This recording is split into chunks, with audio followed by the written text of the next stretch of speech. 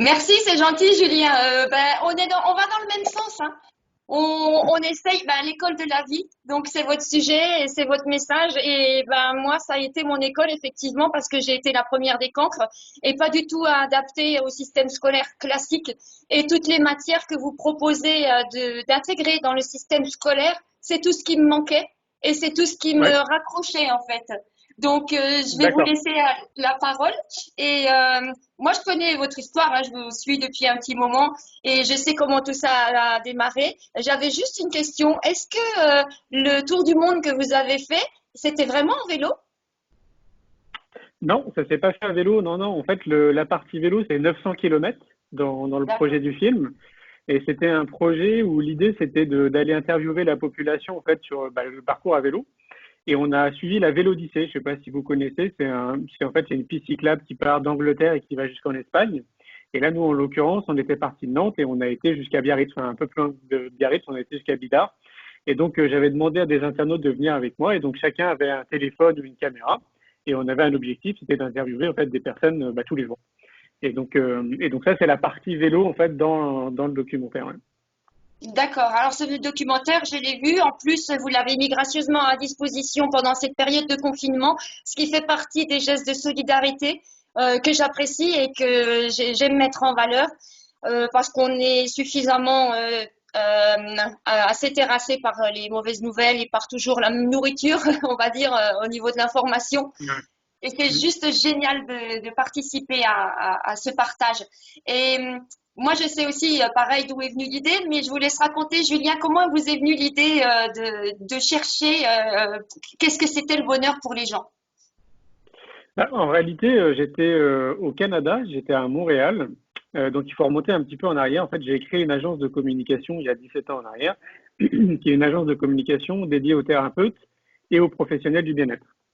Et donc avant que les films sortent, j'organisais des rencontres interthérapeutes dans 17 villes en France et je faisais ça aussi en Suisse, en Belgique. Et j'avais envie de le faire pour la première fois à Montréal. Donc du coup, on a organisé une rencontre sur place et j'avais décidé de rester un mois dans le pays et donc de me balader en essayant de créer des ponts parce qu'on estime en France que le Canada a 15 ans d'avance sur nous en termes de développement personnel, de médecine alternative et tout ça. Et donc je m'étais dit qu'il y avait vraiment des ponts à créer. Et moi, quand je me déplace, j'aime bien dormir chez les gens. Donc là, en l'occurrence, c'était au mois de décembre. C'était une journée où il faisait moins 40 degrés, c'était tempête de neige, donc du coup, on ne pouvait pas sortir. Et donc, on a décidé avec mon hôte de discuter, de refaire un peu le monde parce qu'on avait un peu que ça à faire. C'était très sympa, on a passé un bon moment et à un moment donné, on s'est retrouvé dans la cuisine en train de boire un thé. Et le bonheur est venu comme ça sur notre discussion et j'avais mon téléphone qui était posé sur la table et je sais plus pourquoi, en fait, je lui ai dit, est-ce que ça te dérange pas si je te filme pendant que tu me donnes ta définition du bonheur? Et c'est en regardant cette définition le soir, en fait, dans mon lit, que j'ai trouvé ça génial. Je me suis dit, waouh, mais ça m'a semblé très puissant, en fait, dans l'idée. Et comme je le dis dans le film, je suis mon intuition depuis que je suis tout petit. Et moi, mon canal intuitif, c'est quand j'ai des frissons, en fait, dans le corps. Et là, en l'occurrence, quand j'ai regardé cette vidéo, j'ai des frissons partout et je me suis dit que c'était bon signe. Donc du coup, j'ai interviewé plein de Canadiens pendant mon passage au Canada et ça m'a donné envie en fait par la suite de continuer à interviewer des gens parce que il se passe quelque chose en fait. Il faudrait vraiment inviter les gens à le faire, à prendre le temps. Là, c'est pas possible pendant cette période de confinement, mais quand on aura l'occasion de ressortir dehors, prenez votre téléphone portable ou n'importe quoi, arrêtez quelqu'un dans la rue, regardez-le dans les yeux et posez-lui cette question de c'est quoi le bonheur pour vous.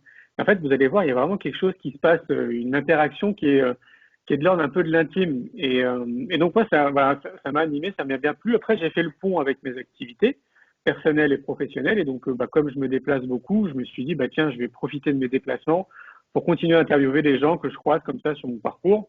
On va alimenter notre chaîne YouTube comme ça, et puis on va publier aussi sur les réseaux sociaux. Et puis ça a commencé à générer comme un buzz. Les gens ont commencé à nous envoyer des vidéos. Moi, ça m'a donné encore plus envie de continuer à interviewer des gens parce que je voyais que ça apportait en fait beaucoup de bien. Des gens me laissaient des commentaires en me disant waouh, c'est super, en écoutant telle et telle interview, moi ça a généré un déclic ou ça a changé ma vie. Et j'ai continué pendant 4 ans. Et donc c'est au bout de 4 ans où je me suis dit j'ai 300 heures de rush maintenant, peut-être que ça pourrait être une bonne idée de réaliser un film.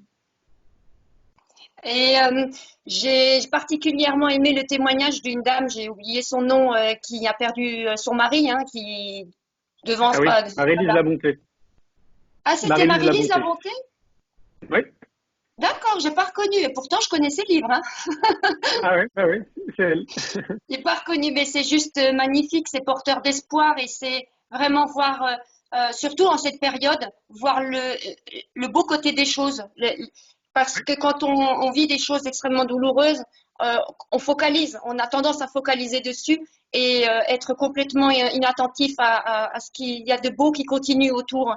Et est-ce que vous avez remarqué quand vous posez cette question, vous aussi, que les gens ont beaucoup plus de facilité à dire ce qu'ils n'aiment pas plutôt que ce qu'ils aiment. Et en l'occurrence, quand vous posez la question, pour vous, c'est quoi le bonheur, ils savent plus facilement ce qui ne l'est pas plutôt que ce qui l'est. Est-ce que vous avez constaté ça aussi? Non, pas forcément. Je reviens un petit peu en arrière sur ce que vous disiez parce que je vous rejoins et c'est un des messages aussi que j'évoque en fait dans le film, c'est le côté un peu anxiogène et médiatique que peut générer en fait l'ensemble des médias. Et c'est important, je pense, de le souligner en fait parce qu'on a le choix quand même de choisir l'information. On n'est pas obligé de laisser sa télé en continu dans son salon et on peut aller choisir maintenant l'information. Donc c'est vraiment important de se rendre compte que 70% des médias appartiennent globalement au gouvernement et à l'État et donc du coup on nous véhicule des informations qui ne sont pas du tout le reflet de la réalité de ce qui se passe globalement dans le monde. C'est une partie de ce qui se passe, c'est une partie de la réalité, mais c'est une toute petite partie réellement de ce qui se passe. Donc, peut-être qu'un bon exemple qu'on pourrait donner, c'est imaginons demain, bah, vous décidez de créer une chaîne de télévision, bah, j'imagine que vous allez plutôt véhiculer des informations positives plutôt que des informations négatives qui sont très tournées autour de meurtres, de guerres, de gens qui décèdent, etc., etc. Donc, voilà, pour moi, c'est vraiment important de le dire, de faire en sorte que les gens sachent que c'est peut-être mieux pour eux, pour l'organisme, pour leur santé, d'aller choisir de l'information plutôt que de la subir. Et là, on a vraiment plein d'outils maintenant à notre disposition. Et pour revenir à ce que vous disiez, moi, j'ai pas le sentiment, non, parmi toutes les personnes que j'ai interviewées, généralement, elles me disent plutôt, alors, ce qui m'a d'abord vraiment interloqué et très rapidement, c'est qu'il y avait 3 personnes sur 4 qui sont incapables de me donner une définition. Et ça, Oui. pour moi, c'est assez colossal. J'ai remarqué d'ailleurs que dans le film, je donne pas une bonne information. En fait, je dis 1 personne sur 4 est incapable de donner une définition. En réalité, c'est 3 personnes sur 4. Et c'est ce qui m'a vraiment animé aussi à continuer à interviewer des gens parce que je me dis, c'est quand même pas normal qu'il y ait autant de personnes qui soient incapables de donner une définition spontanément. Parce que l'idée de ce que j'ai fait, c'était d'aller voir les gens de manière très spontanée. Donc, il n'est pas le temps forcément de réfléchir. Et c'est ce qui m'a poussé en fait à continuer à interviewer les gens parce que je me disais il faut vraiment amener la population à réfléchir à cette question, à ce qui se pose au moins 5 minutes et qui se disent mais c'est quoi le bonheur pour moi? Est-ce que je suis bien dans ma vie? Est-ce que je suis bien dans ma tête? Est-ce que je suis ok avec toutes ces décisions que j'ai pu prendre? Est-ce que je suis pas trop conditionné par la société? Enfin, plein de questions philosophiques au final qu'on prend pas le temps de se poser parce qu'on est pris dans un rythme qui est assez frénétique, j'ai envie de dire. Et donc, non, en fait, les gens vont plutôt donner leur définition dans un premier temps. Et après coup, ben, généralement, on discute beaucoup avant, pendant et après. Donc c'était très intéressant avant et après d'avoir un échange avec ces personnes et de voir un peu, de manière peut-être un peu plus longue, ce que eux pensaient du bonheur, quoi. Quand on est sur le vif, généralement, la définition, elle est très courte. Ça peut durer 30 secondes maximum. C'est ça. Et de ce film est venu votre engagement. Donc, je le rappelle, j'ai juste dit votre prénom, mais c'est donc Julien Perron. Et le film, c'est quoi le bonheur pour vous? Et vous vous êtes engagé à le faire diffuser dans pas mal d'écoles. Et c'est génial parce que je trouve que l'école est le premier transmetteur d'un conditionnement au bonheur, mais matériel celui-ci, avec toutes ces notions de réussite scolaire, réussite professionnelle, et des personnes, des adultes qui se construisent en arrivant au bout du chemin, en étant frustrés, en étant minés, bridés même, parce que ils se sont laissés, ils ont cru à cette vérité que le bonheur c'était de réussir sa vie. Réussir dans la vie au fait et pas réussir sa vie. Est-ce que vous avez bon espoir de faire bouger les choses par les retours que vous avez eus dans le milieu scolaire? Oui, oui, très. Oui, alors déjà, ce qu'il faut se rappeler, parce que je vois parmi les commentaires des fois qu'on me laisse ou des messages que je reçois, des personnes qui me disent, mais est-ce qu'il va passer au cinéma plus tard? Et en fait, le film, il est sorti en 2017. Donc, Oui. ça fait déjà plus de 3 ans qu'il est sorti. Il y a déjà 1 million de spectateurs qui ont vu le film. Et il y a déjà plus de 100 000 citoyens qui diffusent le film un peu partout en France et dans plein de pays. Et donc, pour revenir à votre question, euh, alors attendez, j'ai perdu le fil de la question. C'était… Est-ce que vous pensez, est-ce que vous avez bon espoir de faire Ah bouger oui, les choses dans l'éducation oui. nationale voilà. Oui, oui. Alors voilà pourquoi je vous le dis, c'est qu'en fait, parmi ces 100 000 citoyens qui diffusent le film, il y a plus de 6 000 écoles qui ont déjà acquis le film, que ce soit en version numérique ou en DVD. Et donc, ce qu'ils font, j'imagine, hein, c'est qu'ils se font tourner aussi peut-être entre collègues. Donc ça, c'est la partie positive. Ensuite, le film, il nous échappe parce que c'était un peu l'objectif pour les 2 films que j'ai réalisés. Donc, C'est quoi le bonheur pour vous et la suite, L'école de la vie, une génération pour tout changer. J'ai enlevé les droits en fait d'auteur et les droits SACEM sur les films pour permettre justement aux citoyens d'organiser des projections et que ce soit simple en fait, qu'il n'y ait pas de frais à payer derrière. Donc il y a sûrement beaucoup plus d'écoles qui ont le film ou qui ont diffusé le film ou qui ont créé des ateliers bonheur autour du film, mais je ne suis pas au courant de tout. Là où je suis au courant, alors il y a 2 choses qui sont importantes qui me viennent à l'esprit. Il y a 3 mois ou 4 mois en arrière, il y a le cabinet du Premier ministre qui a commandé les 2 films que j'ai réalisés. Donc ça, je trouve que Ah, c'est très, très positif. Ouais. Il y a maintenant plus d'1 an et demi en arrière, voire 2 ans, la directrice, donc l'ancienne directrice de la DGESCO, qui est le département innovation et éducation au sein du ministère de l'Éducation nationale, qui est venue une fois au festival pour l'école de la vie qu'on organise à Montpellier maintenant depuis 5 ans. Si on fait oui. une petite parenthèse, pour ceux qui ne connaissent pas, donc on organise le Festival pour l'école de la vie depuis 5 ans à Montpellier. C'est un festival qui est lié à l'éducation. Donc il y a 220 exposants, il y a 35 conférences, des ateliers, des animations, des débats, des concerts. Tout tourne autour de l'éducation et il y a entre 10 et 15 000 personnes qui viennent de la France entière tous les ans à Montpellier. Et donc elle est venue, elle m'a appelé, je crois, 6 mois après pour me dire qu'elle était venue. Et je lui ai dit, c'est dommage, on aurait pu se rencontrer sur place et discuter ensemble. Ceci dit, on a discuté pendant une petite heure. Et ce qui était très intéressant, donc de l'époque, c'est qu'elle a adoré le festival. Elle-même est en train de faire changer les choses au sein du ministère, mais depuis 20 ans. Donc elle me dit, c'est vraiment au compte-gouttes. Elle m'a fait comprendre qu'elle n'était pas la seule à essayer de faire changer les choses au sein du ministère, donc de façon positive, hein, évidemment. Et de notre conversation, il y a 2 choses qui étaient ressorties. La première, c'est que selon elle, elle était très contente parce qu'il y avait une barrière qui venait de sauter. Et donc, elle avait plus de champs libres, en fait, pour essayer de faire passer des nouveautés, donc tous ces outils qu'on trouve à l'extérieur, donc tous ces outils qu'on appelle des outils alternatifs ou nouveaux. Tous ces professionnels, au final, qui proposent plein de choses pour accompagner les enseignants, les parents et les enfants, et là où on a du mal à les faire intégrer au sein de l'éducation nationale. Et donc, elle voulait créer un département avec des personnes comme moi, comme Frédéric Lenoir, comme Isabelle Filiosa, comme Catherine Guéguin et plein d'autres, pour essayer de créer des outils justement et faire force de proposition et pour essayer de les tester au sein des différentes écoles qu'on a en France. Et donc, moi, je lui avais dit, comme je suis pas très politique, je lui avais dit, écoutez, si vous réussissez à organiser une projection du film L'école de la vie au sein du ministère, je viens avec grand plaisir pour rencontrer tout le monde et pour échanger et pourquoi pas voir aller plus loin. Et depuis, j'ai plus de nouvelles, mais c'est quand même, je trouve, une très bonne nouvelle. Et puis, pour aller dans cette continuité, il y a 2 ans en arrière, non, il y a 3 ans maintenant en arrière, il y a la Commission européenne, donc à Bruxelles, qui a organisé une projection du film C'est quoi le bonheur pour vous, dans lequel j'ai été convié. Et donc, du coup, je me suis retrouvé face à une quarantaine de bonhommes qui tirent les manettes, en fait, de nos différents pays européens. C'est très intéressant.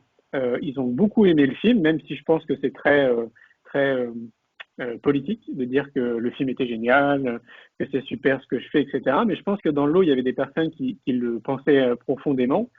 Et donc ça, c'est une très bonne nouvelle parce que du coup, ça leur a donné envie de continuer à organiser des projections tous les ans à la période du 20 mars, qui est la journée mondiale du bonheur. Et donc tous les 20 mars, au sein de la Commission européenne, il y a une projection du film. Donc voilà les avancées, j'ai envie de dire, un peu ministérielles et institutionnelles, mais je trouve que c'est de chouettes avancées. Mais c'est important parce que vous avez planté des graines justement sur un terrain qui a le pouvoir, entre guillemets, de les faire germer efficacement pour une Oui, société nouvelle. Et de toute façon, on y va hein, vers cette nouvelle humanité parce qu'il y aura un avant et un après ces événements.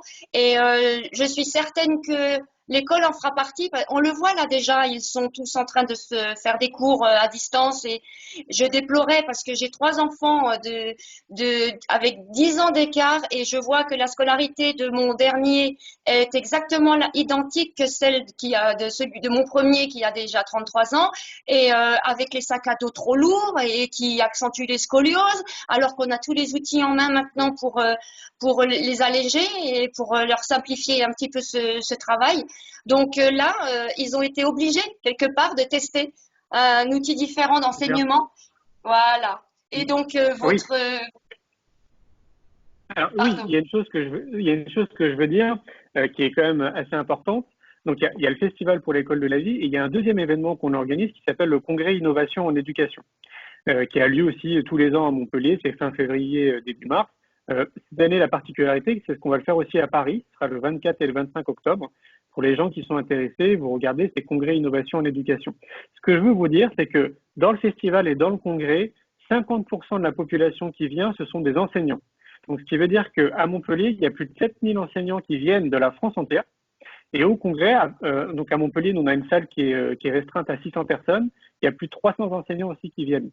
Ces enseignants sont pour la plupart des enseignants qui essayent justement de trouver des techniques et des outils qu'on pourrait amener au sein de l'éducation nationale. Et notre ambition, nous justement, à travers ces deux événements, c'est de marier en fait l'éducation nationale avec tous ces outils qu'on a autour de nous et qui existent depuis très longtemps pour certains.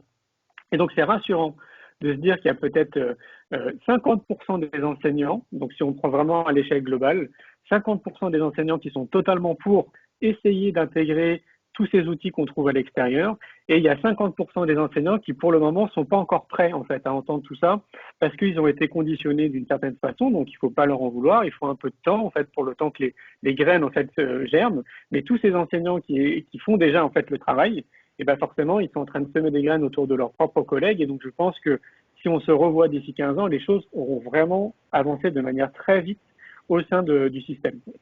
C'est certain, et là on est dans la théorie du centième singe, et Oui, forcément ça basculera à un moment ou à un autre.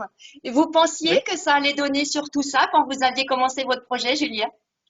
Non, absolument pas. C'est ce qui est marrant. Alors moi, je fais partie des chefs d'entreprise qui sont intuitifs. Donc, ce qui veut dire que tout ce que je fais depuis 17 ans, quand j'ai créé mon entreprise, se fait de manière intuitive. Donc, quand je sens quelque chose, quand je sens que c'est le moment, alors c'est assez difficile de mettre des mots sur l'intuition, mais c'est quelque chose qu'on ressent. Voilà. Et donc, non, parce que par exemple, si je prends l'exemple du festival, à l'origine, c'était un pique-nique. Donc, j'avais jamais imaginé un jour me lancer dans la création d'un festival. Moi, j'avais regroupé, alors c'était un gros pique-nique, j'avais regroupé quand même 600 personnes. Pourquoi j'ai regroupé 600 personnes? C'est parce que à l'époque, donc il faut remonter 5 ans en arrière, j'ai écrit un article sur mon projet d'ouvrir une école nouvelle que j'ai appelée l'école de la vie. Et donc dans cet article, j'exprime en fait ma vision en fait de ce que pourrait être une école assez différente de ce qu'on retrouve actuellement. Et quand j'ai publié cet article, en l'espace de 3 mois, j'ai reçu plus de 600 emails de personnes qui voulaient participer à la création de cette école. Et donc moi, je ne pouvais pas répondre à tout le monde, c'était impossible. J'avais un flot continu de mails en fait qui arrivait. Et donc, je me suis dit, bon, il faut que je fasse quelque chose, c'est génial. Je pensais pas qu'il y avait autant de personnes, en fait, qui pensaient de la même façon que moi. Donc, je me suis dit, bah, comme j'ai une certaine facilité, ça fait partie de mes excellences de regrouper des gens et de fédérer des gens autour de moi. Je me suis dit, je vais organiser un pique-nique et je vais demander à chacun de venir avec de quoi manger, avec une nappe. Et puis, on va essayer d'avancer dans cette création d'école. Et au fur et à mesure qu'on a commencé à communiquer sur ce pique-nique, il y a des gens qui nous ont demandé de donner des conférences, de venir avec une table et des chaises pour avoir des produits à proposer autour de l'éducation. Donc nous, on a trouvé ça plutôt sympa dans l'idée. Quand je dis nous, c'était avec une stagiaire à l'époque. Et donc, on a passé une magnifique journée. Et à l'issue de cette journée, on s'est dit, mais c'est trop dommage en fait de rester là-dessus parce que c'était génial. En fait, c'était des échanges humains, tout ce qui s'est passé, c'était magnifique. Et donc, on s'est dit, bon bah tiens, on va essayer d'organiser ça sur Montpellier, de trouver un lieu qui pourrait accueillir un peu plus de monde. Et puis voilà, Inch'Allah, on verra bien ce que ça donne. Et donc, on est tombé sur le château de Flaugergue et sur les propriétaires du château de Flaugergue. Et il y a eu un vrai coup de foudre humain en fait entre nous. Et on est passé de 600 personnes à 9000 personnes l'année d'après.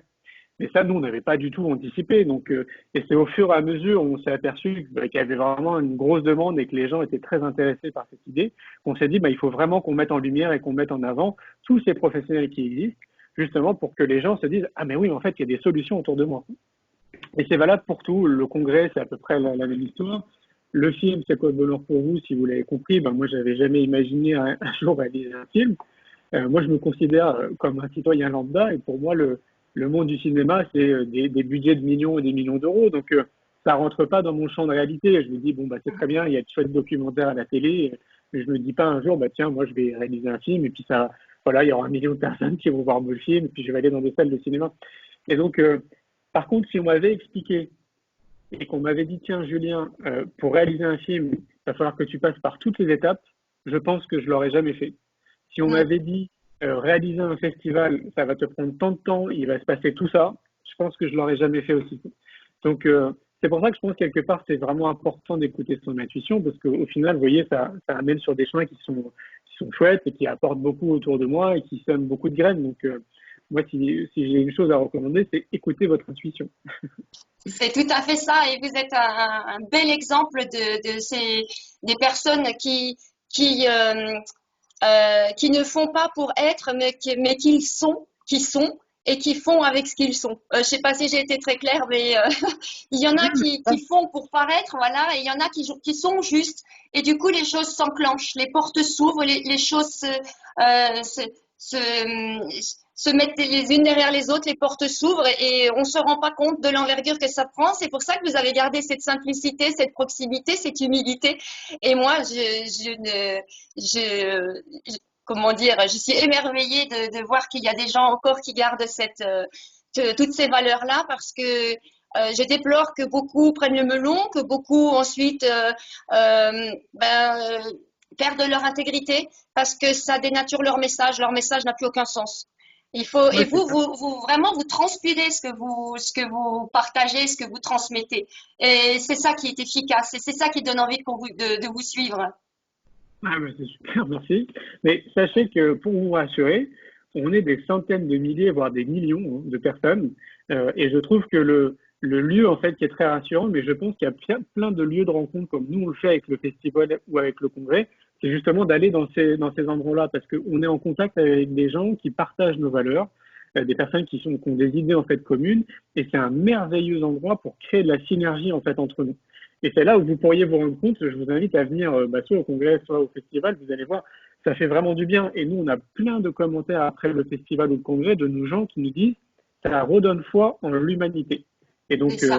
c'est important. Et je pense que si on va sur un moteur de recherche et qu'on tape, je sais pas moi, tout ce qui nous intéresse, un colloque éducation, congrès développement personnel, peu importe, une thématique en fait sur laquelle nous on va vibrer et qu'on se rend dans ces lieux-là, vous allez voir, en fait, ça fait vraiment du bien d'être en contact avec des gens qui sont un peu comme nous, qui pensent comme nous, et surtout qui passent à l'action, parce que dans le lot, il y en a beaucoup qui passent à l'action, mais on n'est pas forcément au courant.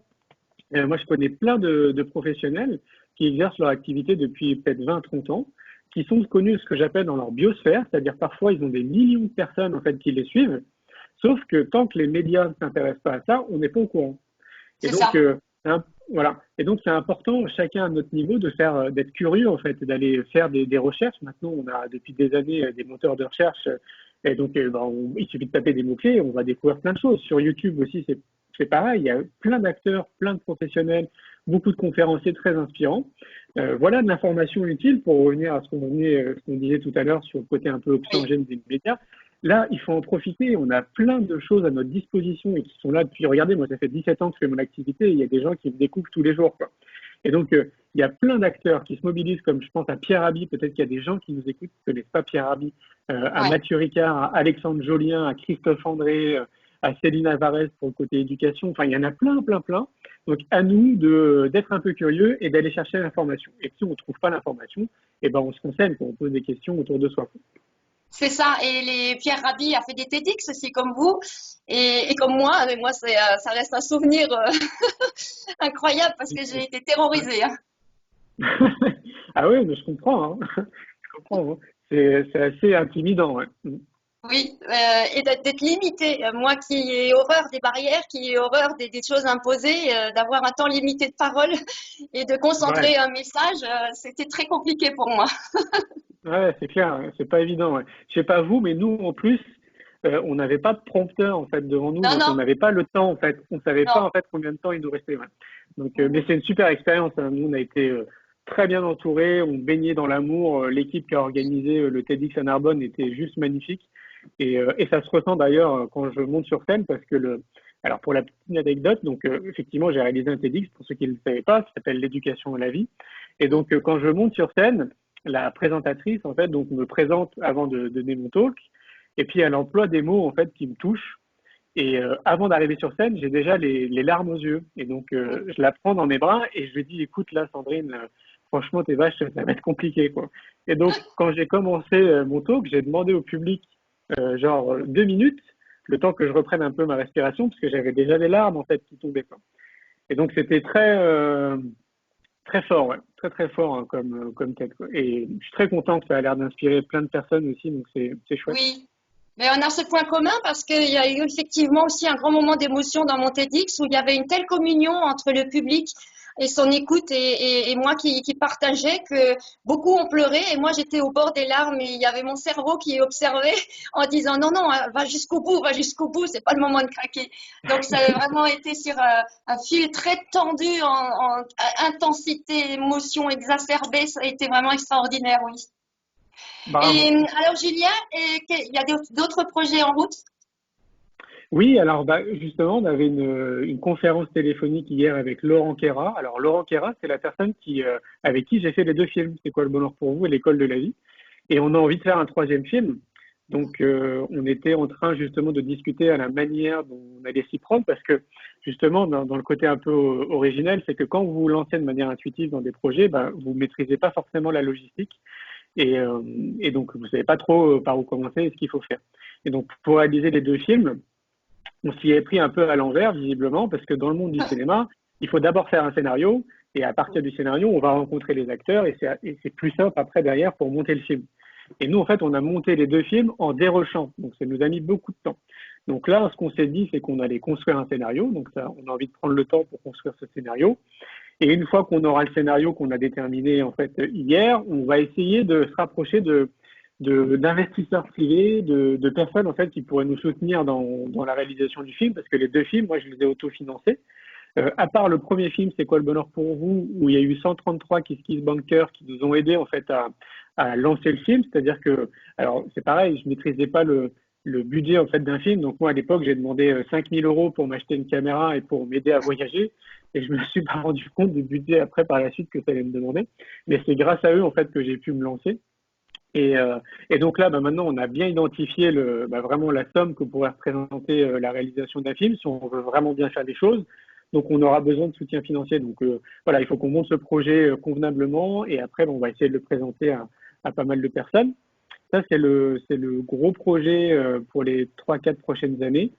Et puis, bah, il y a le congrès innovation en éducation là qui approche quand même, mais c'est une super nouvelle en fait pour nous. On est très contents parce que c'est très challengeant. Là, on va être dans une salle qui va accueillir 1100 personnes, donc le double du congrès qu'on fait ici à Montpellier. Et puis, il va y avoir 26 stands, donc c'est un gros challenge. C'est dans l'espace Charenton, pour ceux qui connaissent à Paris. Et donc là, bah, on est en train de travailler dessus. Donc, bah, pour le moment, on ne peut pas visiter la salle comme on l'a fait déjà une fois. Donc, on travaille tout l'aspect plutôt communication et on prépare tout ce qui est à faire en amont. Et puis, dès que les choses s'arrangeront, on commencera un peu à communiquer autour du congrès. Ça, c'est les gros projets. Et puis, bah, ce qu'il y a en attente, c'est l'écriture de livres. Pour le moment, je procrastine. C'est une belle maison d'édition qui m'a contacté il y a 2 ans pour écrire un livre, mais c'est vrai que j'arrive pas à trouver le temps pour écrire ce livre parce qu'on est très occupé dans nos activités. Et puis aussi, très honnêtement, je procrastine parce que je me sens pas vraiment à l'aise avec l'écriture. En tant que dyslexique et dysorthographique, c'est pas forcément évident en fait de se lancer. J'ai l'intuition dans l'écriture d'un livre. Et puis il y a une autre maison d'édition qui m'a contacté et qui m'a donné une idée, qui m'a dit, tu sais, en fait, il y a plein d'auteurs qui sont un peu comme toi, qui écrivent des livres. Et ce qu'ils font, c'est que bah, généralement, ils font appel à quelqu'un qui les écoute et qui prend en fait des notes et qui va écrire en fait le livre de ce qu'a dit la personne. Mais moi, je suis pas très à l'aise avec cette idée. J'ai l'impression que c'est pas réellement moi en fait qui va écrire le livre. Donc c'est pareil. Je sais pas encore si j'ai envie de me lancer dans cette direction. Donc ça, c'est voilà, c'est des projets pour le futur. Eh ben, il est bien rempli et vraiment au service de l'humanité tout entière.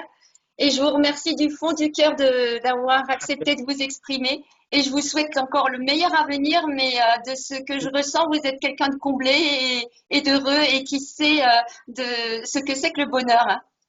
Oui, merci beaucoup, Aline. Je vous souhaite plein Je de vous bonnes choses. remercie. À bientôt. À bientôt, Julia.